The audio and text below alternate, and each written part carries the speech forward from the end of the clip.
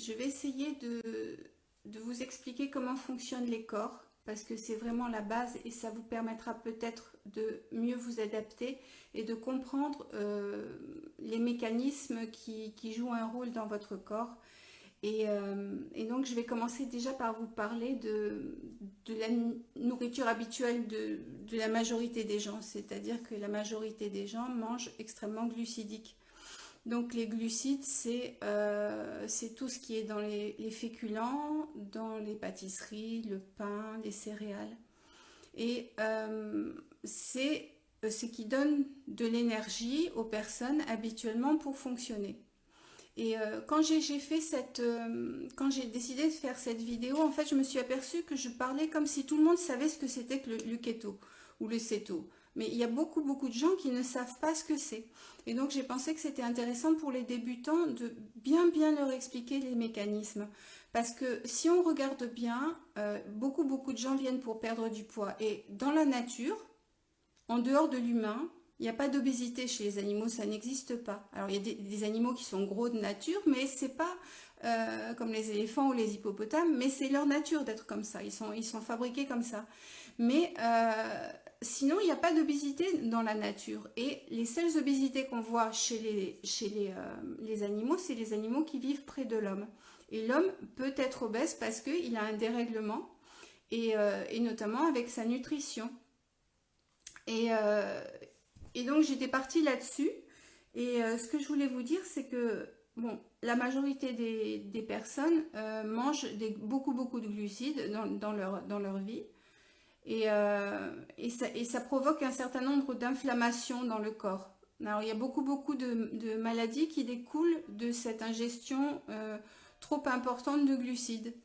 Et donc, quand on prend des glucides, en fait, le sucre rentre dans le sang et tout de suite, l'insuline vient pour aller le planquer directement dans les cellules parce que, en fait, ce qui se passe, c'est que l'insuline, elle essaie de nous protéger, en fait. Elle est là pour nous protéger parce que dans notre corps, il y a du sucre qui arrive et le sucre est un poison. À telle enseigne que quand les personnes n'ont plus suffisamment d'insuline, quand leur pancréas a trop donné parce qu'il y a eu trop de sucre, trop de choc, eh bien le pancréas n'arrive plus. Il n'arrive plus à donner d'insuline et à ce moment-là, la glycémie, c'est-à-dire la présence du sucre dans le sang, est beaucoup trop importante. Et à ce moment-là, les personnes développent un diabète qu'on appelle le diabète de type 2. Il y a des personnes qui ont des diabètes de type 1, mais ça, ce sont des personnes qui sont nées avec une déficience du pancréas. En revanche, le diabète de type 2, il a été en général provoqué par l'alimentation. Et donc, et c'est une maladie qui est réversible.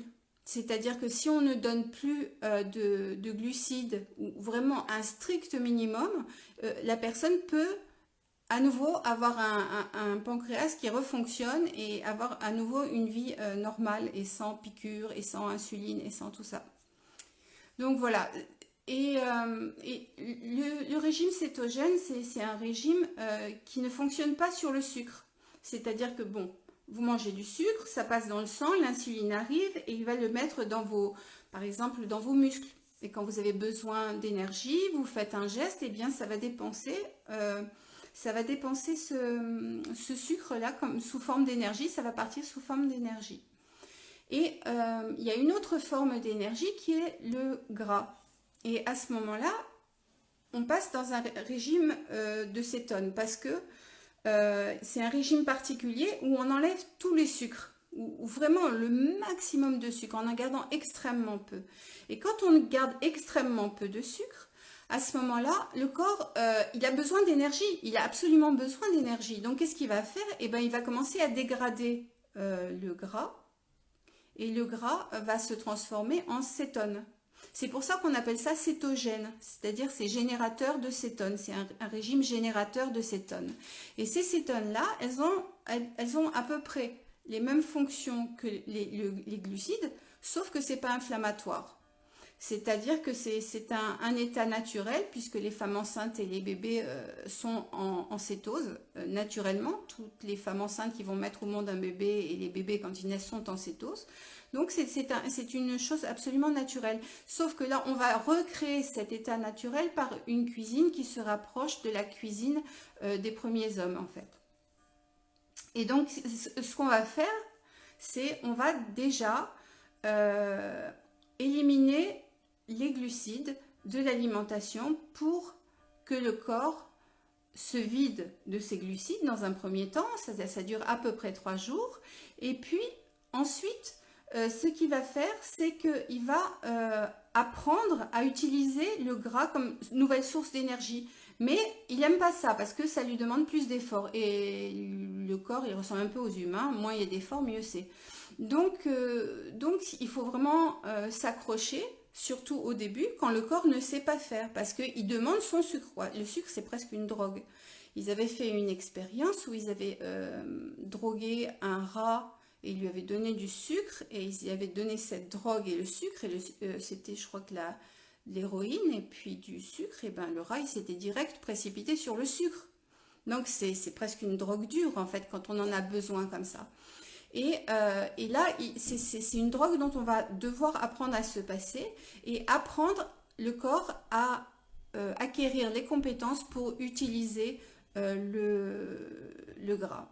Et ça demande du temps. Et pourquoi j'en parle? Parce que j'ai fait un groupe pour... on est toutes motivées pour mincir parce que moi j'ai pris du poids et puis que les autres personnes aussi.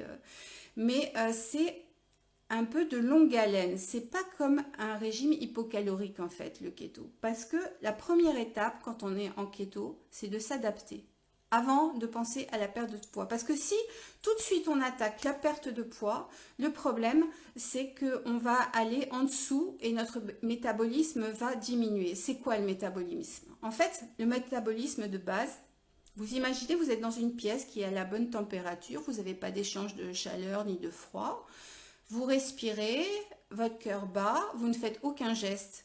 Et combien de calories vous dépensez en 24 heures si vous êtes dans cet état-là où vous ne faites rien, juste respirer et ça, c'est le métabolisme de base.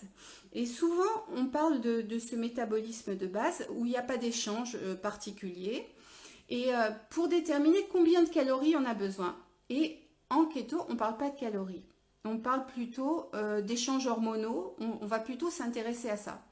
Et donc, ce qui se passe dans le régime habituel, c'est que, imaginez, vous mangez 2000 calories par jour, et ben on va vous mettre à 1800 calories.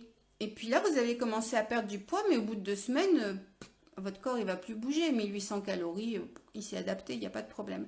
Donc, vous allez descendre à 1500. 1500, hein, pendant 2-3 semaines, là, ça va être sympa, vous allez perdre du poids. Et qu'est-ce qui va se passer? Hop, ça va recommencer. Vous allez vous stabiliser.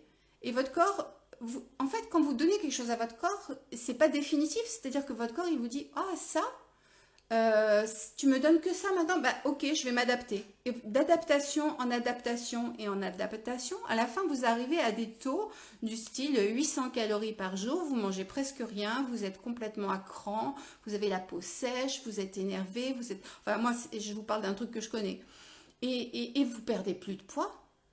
Et là, vous craquez complètement parce que vous faites des efforts monumentaux, vous crevez de faim, surtout en truc glucidique, et vous crevez de faim, vous n'y arrivez plus, et vous craquez. Et hop, votre corps se souvient, il a dit « Oh là là, elle m'a privé, maintenant je vais stocker à max. » Et voilà, c'est un peu ça le problème, c'est que quand on est en alimentation hypocalorique, le corps s'adapte. Et ça, c'est une donne qui est absolument pas prise en compte et on continue à faire souffrir les gens avec les régimes hypocaloriques sans tenir compte que le corps, il s'adapte. C'est pas juste une machine où on rentre des choses et il y a des choses qui sortent. C'est que lui, il veut vous sauver la vie parce que dans la nature, quand vous maigrissez, il n'y a pas d'obésité. Quand vous maigrissez, c'est que vous allez mourir. Donc votre cerveau reptilien, il est là, il dit non, il faut pas que tu meurs, faut pas que tu meurs. Et il va tout mettre en place, toutes les stratégies possibles pour que vous restiez en vie. Votre corps, il est là pour vous aider. Il n'est pas là pour vous embêter. Son objectif, c'est tu vis. C'est ça, c'est son premier objectif. Que tu aies un bourrelet qui dépasse de ton maillot, il s'en fiche complètement ton corps. Ton corps, il veut que toi, tu survives. Tu es une survivante ou tu es un survivant. Donc c'est ça qui est important de comprendre par rapport au corps. C'est que voilà, le corps il s'adapte, il va toujours s'adapter parce qu'il va toujours que vous restiez en vie. Et même si vous pesez 120 kg et que vous le mettez à 800 calories, pour lui, c'est pas une question que vous allez être mieux, c'est une question que vous allez mourir.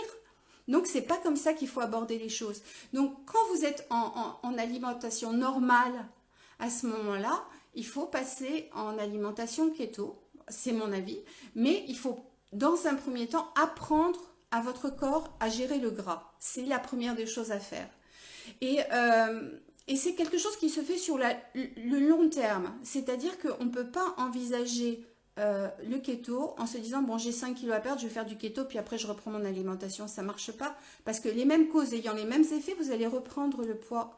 Et par ailleurs, il y a aussi une chose, c'est que euh, j'ai vu une statistique qui disait qu'il y avait 95% d'échecs dans le régime hypocalorique. 95%. Et pourquoi les gens continuent à faire ça? Et pourquoi les médecins continuent à dire aux gens mangez moins gras, mangez moins sucré? Parce que c'est pas là la solution. Mais la solution, elle demande un effort, c'est-à-dire l'adaptation. C'est-à-dire qu'il faut vraiment que il faut vous laisser 2, 3 mois pour vous adapter, pour vraiment apprendre à manger gras et sans sucre. Et là, à partir de là, quand vous êtes adapté, vous pourrez à ce moment-là passer à une alimentation cétogène où vous pourrez baisser le gras et vous taperez dans vos propres réserves avec beaucoup plus de facilité.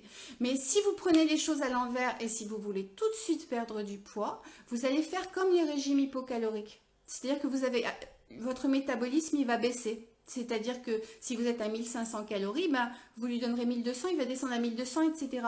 Et donc, à la fin, vous serez coincé. Vous ne pourrez plus avancer. Mais voilà, il n'y a pas, ça n'existe pas les pilules miracles, ça n'existe pas les régimes miracles. Alors, ce qui est miraculeux avec ce régime, c'est qu'on perd vraiment du poids, mais aussi qu'on n'a pas faim. À la différence du régime hypocalorique. Moi, je me souviens, dans le régime hypocalorique, on me disait, quand tu as faim, tu manges une pomme. Mais c'est au secours, au secours. On prend du sucre, ça fait un appel d'insuline, on est en hyperglycémie, on tombe tout d'un coup en hypoglycémie, et 1 heure après, on crève de faim.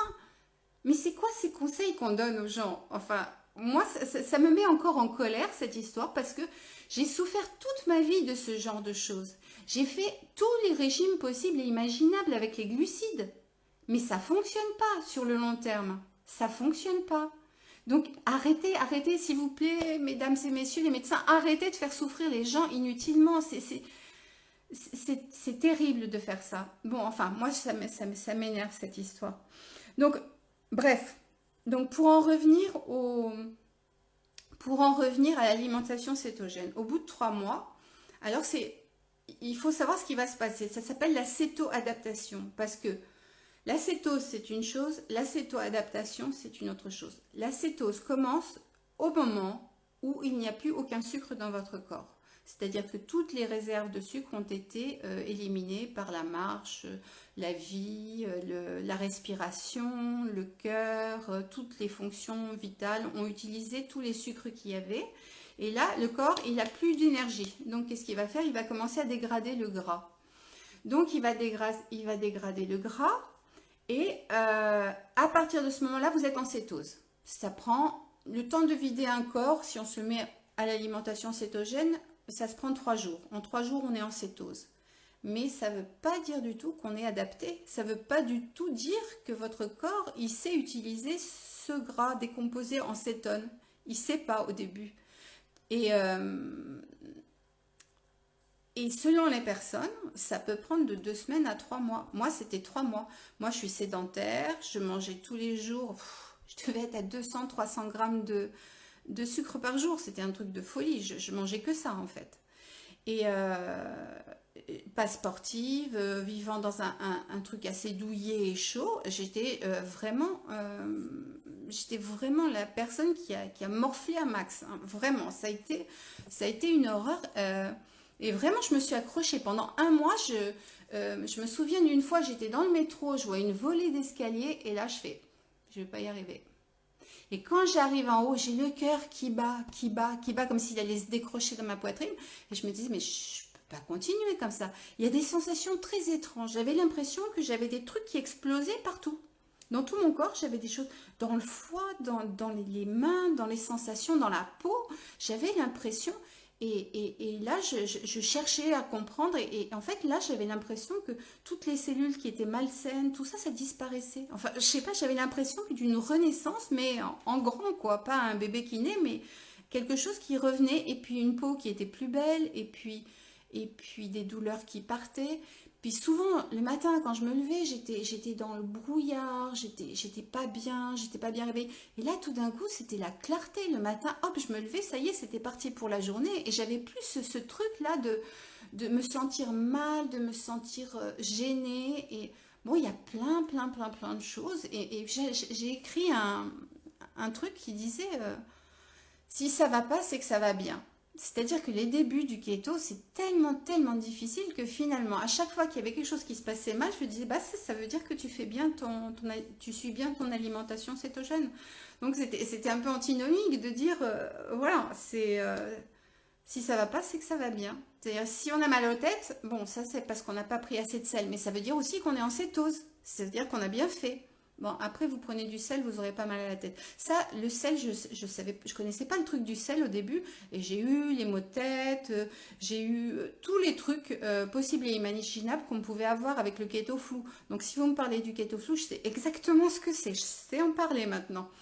Et puis sinon, donc voilà, au début, ça va être super. Enfin, pour certaines personnes, parce qu'il y en a qui s'adaptent bien, qui font tout de suite le sel correctement. Enfin, moi, j'essaie de vous donner tous les tuyaux pour que vous souffriez pas. Maintenant, il y a des personnes qui vont arriver, qui auront mal vécu les débuts, hein, c'est possible.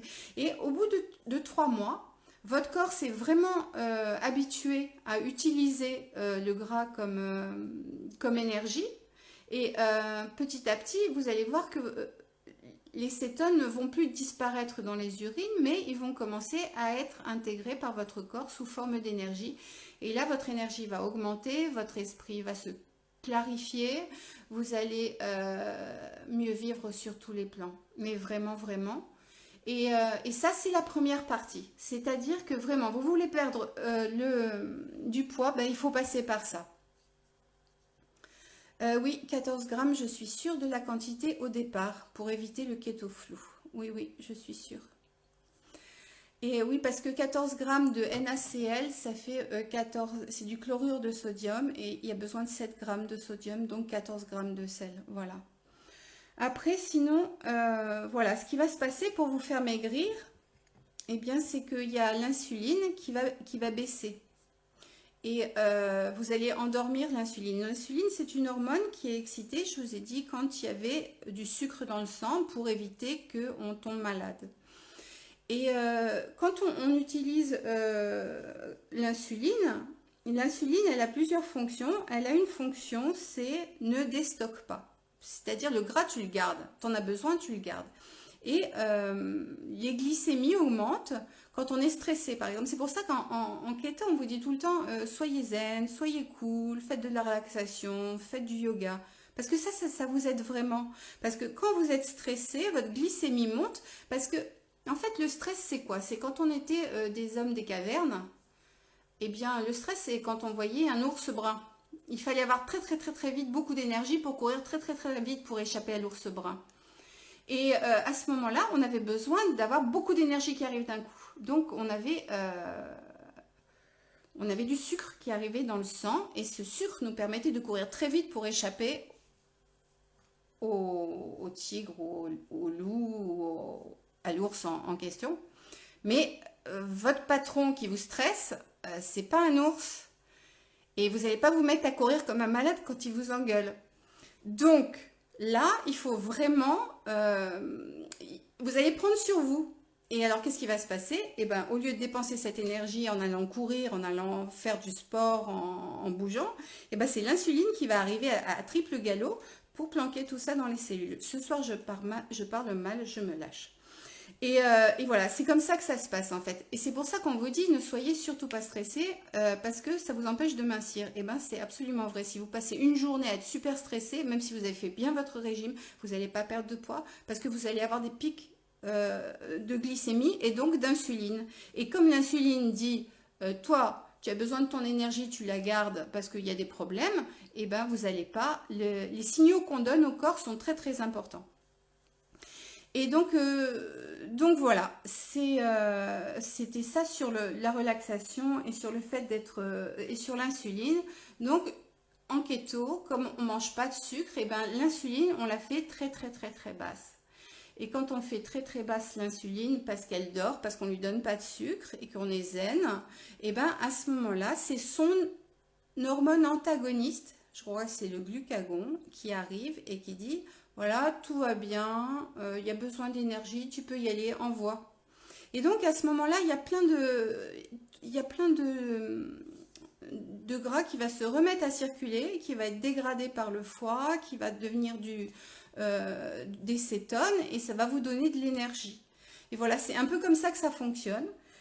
Et l'insuline aussi, elle a une autre fonction, c'est de permettre la rétention des eaux, des liquides dans le corps. Donc si on la fait dormir, elle part dans les urines en emportant avec elle les précieux électrolytes. Et c'est pour ça qu'on a besoin d'autant de sel, surtout au départ. Après, on va adapter, mais surtout au départ. Si on a besoin d'autant de sel pour éviter cette fuite qui va nous donner des crampes, qui va nous faire sentir mal, etc. C'est très très important pour se sentir bien au départ. Et ensuite, elle a une autre fonction, si l'insuline, elle ralentit le métabolisme. C'est-à-dire qu'elle ne permet pas la dépense. Donc c'est le stockage, c'est garder les choses, c'est pas les dépenser. Quand on fait baisser le métabolisme et qu'en plus on donne de l'insuline, c'est une vraie catastrophe parce que euh, on devient, on n'a plus d'énergie, on est déprimé. Enfin, il y a plein de choses comme ça qui arrivent. Et au contraire, quand c'est le glucagon, l'énergie arrive et il y a beaucoup plus de... C'est plus sympa, quoi. Donc j'espère que j'ai bien...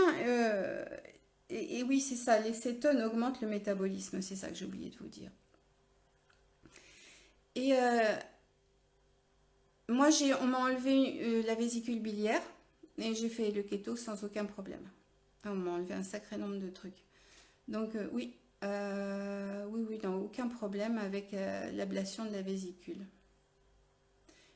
Si vous avez d'autres questions, moi je suis preneuse parce que là je crois que j'ai essayé d'expliquer un peu comment fonctionnait le corps sur le... Ah oui, j'avais appris aussi une autre chose, c'est qu'il y a des cellules dans le cerveau qui sont là pour compter les calories qu'on a pris dans la journée. Donc si on n'a pas pris les calories nécessaires, il y a des espèces de signaux d'alarme qui se font et qui vous mettent en état de craquer. Donc voilà, c'est des choses que le corps sait faire. Et c'est pour ça que parfois je me dis qu'il faut anticiper si on a envie de craquer un moment, d'avoir des choses keto sur lesquelles on peut craquer, qui font plaisir, c'est important. Donc je ne sais pas si vous avez des questions, si j'ai couvert le, le sujet. J'attends 2 minutes de voir si vous avez quelque chose. Tadam! Bon, je vois aucune question. Alors, je voulais juste vous dire, demain soir et après-demain soir, pendant quelques jours, je vais pas pouvoir vous faire un truc bien... Parce que j'ai des choses à faire super importantes et qui vont me prendre toute la journée. Donc, je vais être là le soir parce que je vous ai promis que je serai là. Mais venez avec des questions. Parce que sinon ce sera pas terrible. Alors, le gras pour le cholestérol. Aujourd'hui, il y a quelqu'un qui est intervenu sur le groupe Keto Co en disant que son mari avait perdu du poids, mais qu'il allait arrêter à cause du fait que le cholestérol avait monté. Mais en fait, il faut attendre au moins 6 mois ou 1 an pour être sûr que ce soit ça, parce que il y a des changements qui se passent au niveau des hormones. Euh, et j'ai laissé il y a une coach qui a fait un super article là-dessus et je l'ai mis sur le groupe Keto Co. Allez le lire parce que vraiment ça vous explique comment le corps est en train de s'adapter. Donc essayez de voir ça, ce que j'ai laissé sur le groupe Keto Co. Je crois que c'est ma meilleure réponse, hein. Je ne pourrais pas faire mieux comme ça. L'équilibre entre les protéines et les lipides, c'est difficile, oui. Alors, là aujourd'hui, j'ai eu une jeune femme au téléphone qui m'expliquait que elle suivait le ratio, mais que elle avait l'impression de manger trop de protéines et que sa glycémie avait augmenté. Alors, moi, je dis qu'on est tous différents. C'est ma seule réponse. Faites-vous confiance. Faites-vous confiance à votre corps. Pas faites-vous confiance pour aller craquer sur une cochonnerie, non, c'est pas ça. Mais dans votre alimentation, vous savez ce que vous devez manger. Vous savez où vous en êtes de vos possibilités. Donc à ce moment-là, ce qu'il faut faire, c'est que allez-y plus au feeling, c'est-à-dire que prenez au moins la dose de protéines qui correspond à votre poids.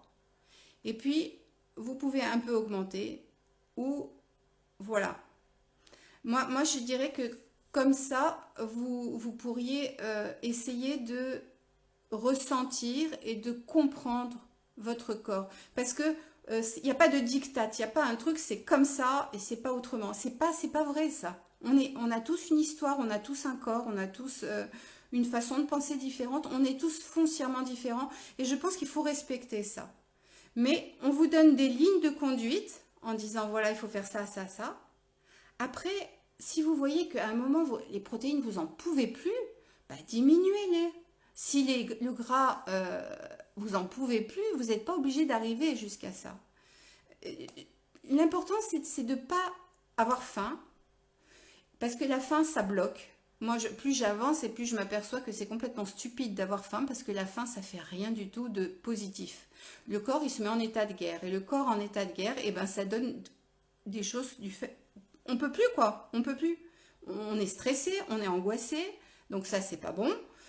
Comme je vous l'ai expliqué tout à l'heure. Et puis le corps lui-même, il se met en état de guerre. Et qu'est-ce qu'on fait pendant la guerre? Eh ben, on fait des stocks. Même des stocks de PQ. Ça, j'ai jamais compris le truc.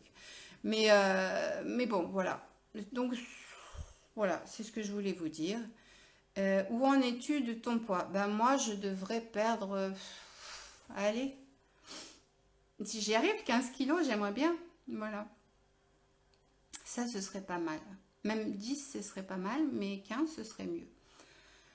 Donc, moi, je suis pas encore sortie de l'auberge, je suis pas un exemple, hein. Je suis sur le chemin, je suis comme vous, en fait, je fais comme vous, je suis sur le chemin. Voilà. Et voilà. Donc, ben voilà, c'était tout pour ce soir. J'espère que ça a été clair, j'espère que ça vous a intéressé. Et, euh, et je vous embrasse. Au revoir.